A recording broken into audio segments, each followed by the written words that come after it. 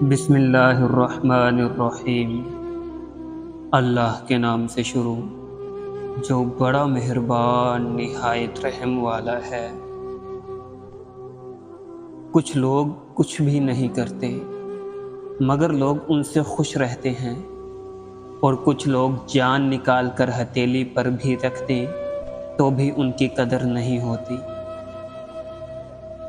اپنے ہاتھ سے کی ہوئی نیکی اور دوسرے سے سرزد ہونے والے گناہ کا تذکرہ کسی سے نہ کرو، کیونکہ یہ تمہارے کردار کا امتحان ہے۔ عمر سے زیادہ حالات انسان کو جلدی بوڑھا کر دیتے ہیں۔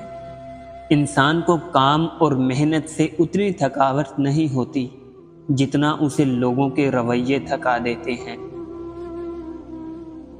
کسی کو معاف کر کے اچھے ضرور بنو، لیکن اس پر دوبارہ اعتبار کر کے بے وقوف مت بنو۔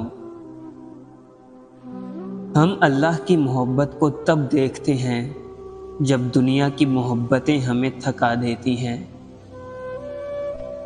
اپنی ذات کو سمندر کی طرح بناؤ جو اپنے اندر بہت کچھ سما لینے کے باوجود بھی اوپر سے بالکل پرسکون ہوتا ہے۔ کچھ وقت خدا کو دینے سے خود کا وقت بھی سدھر جاتا ہے۔ لوگوں پر ایک وقت ایسا بھی آئے گا کہ آدمی اس کی پرواہ نہیں کرے گا کہ وہ حلال کما رہا ہے یا حرام۔ جب تمہیں اس بات کا یقین ہو کہ اللہ تمہارے ساتھ ہے تو اس بات کی فکر چھوڑ دو کہ کون کون تمہارے خلاف ہے۔ اگر اللہ نے وہ لیا ہے جسے کھونے کا تم تصور بھی نہیں کر سکتے تھے تو یقیناً وہ کچھ ایسا بھی دے گا جسے پانے کا تم نے سوچا بھی نہ ہوگا۔ نفرت کمزور محبت کے وجود سے جنم لینے والی وہ معذور اولاد ہے جسے پالتے پالتے نسلیں اجڑ جاتی ہیں۔ ہم زندگی کے اس دور سے گزر رہے ہیں جہاں اپنے تو ملتے ہیں مگر ان میں اپنا پن نظر نہیں آتا۔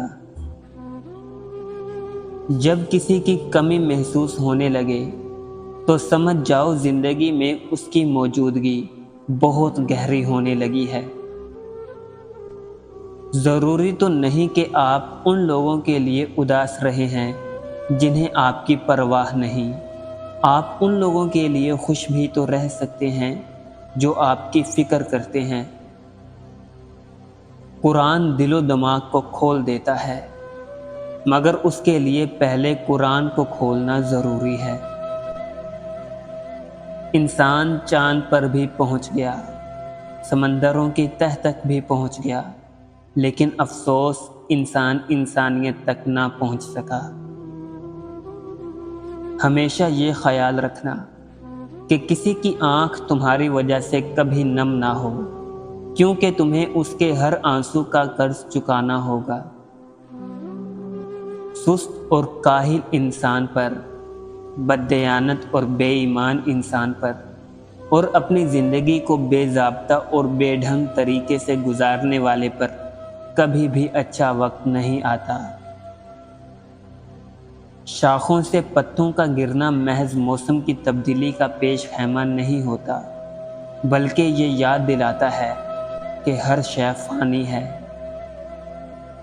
حضرت علی رضی اللہ تعالی عنہ نے فرمایا، دوست ایسا بناؤ کہ جس سے تمہاری عزت محفوظ رہے۔ خاموشی اختیار کر لینا دب جانے کی علامت نہیں۔ ہر بندہ جواب کا مستحق نہیں ہوتا۔ جیسا سوچو گے ویسا بنو گے۔ تمہارے خیالات ہی تمہاری تقدیر ہیں۔ آپ کی اچھی سوچ ہی آپ کے شاندار مستقبل کی ضمانت ہے۔